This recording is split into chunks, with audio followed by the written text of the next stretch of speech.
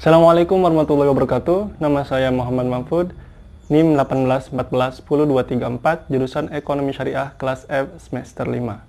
Pada mata kuliah Pasar Modal Syariah ini, saya akan memaparkan jawaban dari soal ujian akhir semester. Oke, pertanyaan yang pertama yaitu paparkan kondisi perkembangan pasar modal syariah di Indonesia dalam masa pandemi COVID-19 pada tahun 2020. Sebutkan sumber datanya.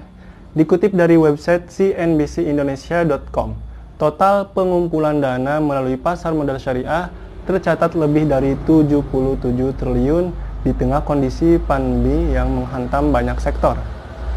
Direktur Pengembangan Bursa Efek Indonesia, Hasan Fauzi mengaku, meski pandemi masih terjadi, namun tak menyurutkan permintaan dan penawaran di pasar modal syariah Indonesia. Seperti halnya instrumen sukuk yang terus terbit dari sisi korporasi di tengah pandemi, lebih dari 77 triliun rupiah fundraising di pasar modal. Kemudian saham syariah terus tumbuh di tengah pandemi, ada 46 IPO saham baru, kemudian 35 emiten yang merupakan saham syariah. Jika dilihat 709 saham tercatat, kemudian 451 yang tergolong efek syariah. Oke, pertanyaan yang kedua yaitu bagaimana menjadi investor di pasar modal syariah Indonesia yang tidak menyalahi prinsip Islam. Tentunya ada beberapa langkah yang bisa kita lakukan. Langkah yang pertama yaitu kita harus mengetahui daftar saham syariah di Indonesia. Caranya bagaimana? Kita dapat mengeceknya melalui daftar indeks saham syariah. Adapun jenis indeks saham syariah Indonesia terdapat 3 yang ada di Bursa Efek Indonesia. Mulai dari Indeks Saham Syariah Indonesia atau ISSI, kemudian ada Jakarta Islamic Index atau JII, ada juga Jakarta Islamic Index 70 atau JII 70 Index. Indeks sendiri merupakan perkumpulan emiten saham syariah.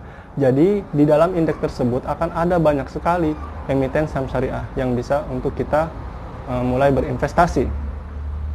Langkah yang kedua, saham harus bebas praktik yang tidak sesuai syariah. Artinya ada beberapa syarat lolos yang ditentukan oleh OJK sebagai sebuah emiten syariah. Mulai dari penentuan kriteria, yaitu jenis usahanya, produk barang dan jasa, serta akad dan pengelolaannya. Apakah sesuai syariah atau tidak.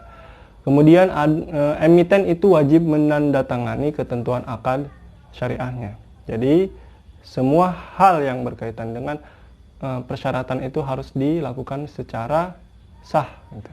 Kemudian ada juga emiten wajib memiliki Syariah Compliance Officer atau SCO. Tujuannya untuk apa? Untuk memastikan kesyariahan emiten tersebut. Langkah yang ketiga yaitu kita harus teliti dalam memilih saham. Artinya jangan sembarangan. Dengan melakukan hal apa gitu caranya? Kita bisa mengecek. Pengecekannya secara fundamental dan juga analisis teknikal. Tujuannya untuk memastikan apakah kinerja emiten itu baik atau tidak.